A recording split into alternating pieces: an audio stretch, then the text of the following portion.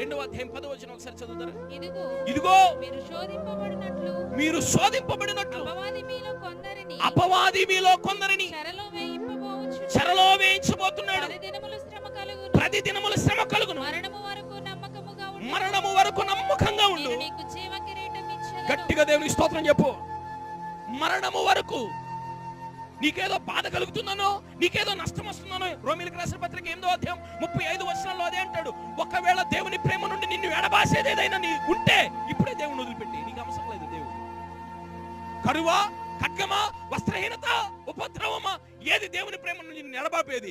ఏది మరణ భయాన్ని నీలో కలిగించేది? అయితే దేవుడు నీకు పనికిరాడు. దేవుడు నీకు పనికిరాడు.